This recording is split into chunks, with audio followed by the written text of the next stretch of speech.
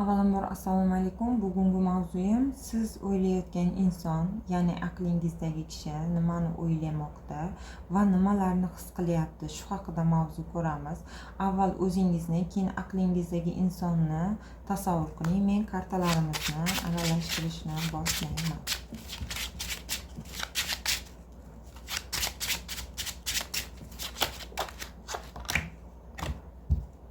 Xo'p. Birinchi kartamiz tushib ketdi.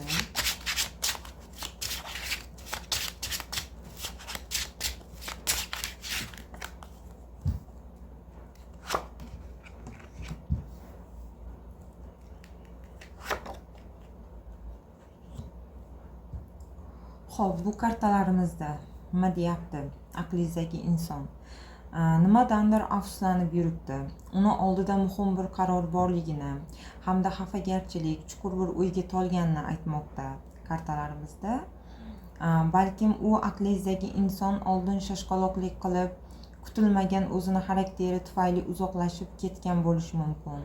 U insoningiz o'z xatosini hozirda tushunib yetgan, to'g'ri yo'l tutmaganini, sabr bilan o'ylashligini, jahlga berilgani haqida o'ylamoqda. Hattoki xatolari uchun o'z qalbini ham ayblamoqda. Endi munosabatdagi fikriga qaraymiz.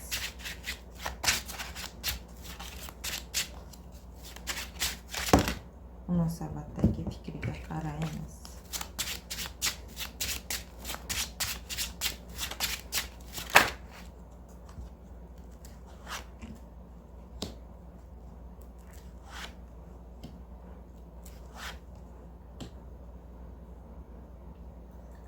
Xo'p, bu kartalarimizda nima demoqda?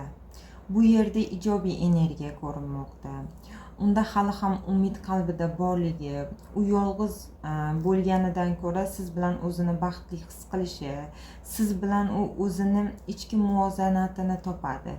Sizsizlikda hayotida nimadir yetishmayotganday, kayfiyati tushadi, energiyasi kamayib, o'zini boshqacha his qilishini kartalarimizda ko'rsatib bermoqda.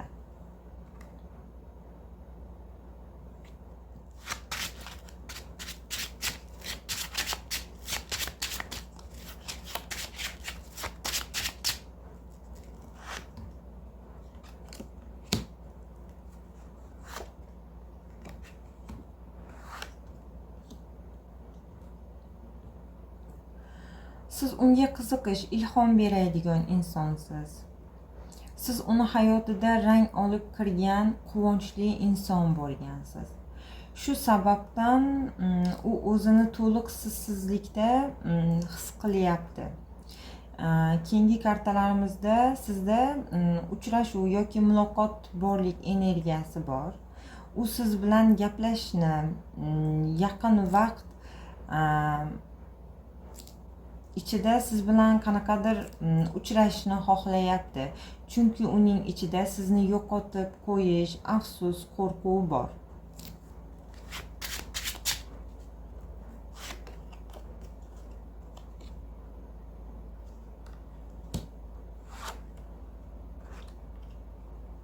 Xo'p.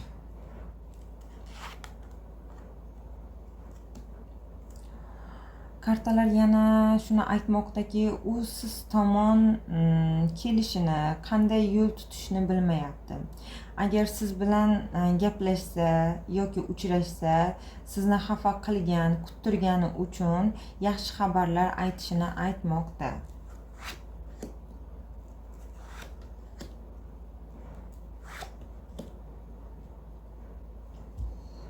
Xo'p. Sizni qadrli inson deb biladi. Ya'ni shu sifatida qaraydi sizga. Siz bilan birgaligida esa sizga xarakterini ko'rsatmoqchi bo'ladi. Aqlingizdagi inson. Oxirgi kartalarimizda uning sizga bo'lgan his-tuyg'ulari saqlanib qolganligini, faqat yaxshilanishini, munosabatlaringiz haqida partnyoringiz his qilmoqda deb kartalarimiz aytmoqda. Xo'p, karta maslahati sizga nima demoqchi?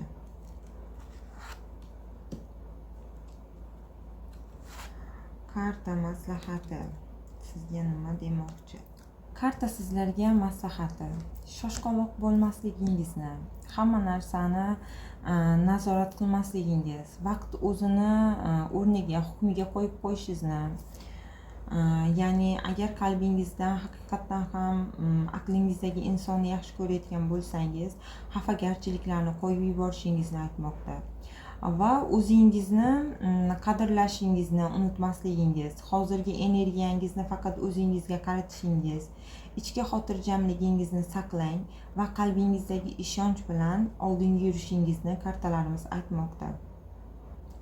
Agar sizlarga nima desam, bugungi mavzum yoqqan bo'lsa, like bosib komment yozishni unutmang. Agarda kartalarim sizga to'g'ri kelmasa, o'tkazib yuborishingiz mumkin. Chunki taro bu energiya orqali ko'riladi. G'aybni esa Allohdan boshqa hech kim bilmaydi. Sog' bo'ling azizlarim.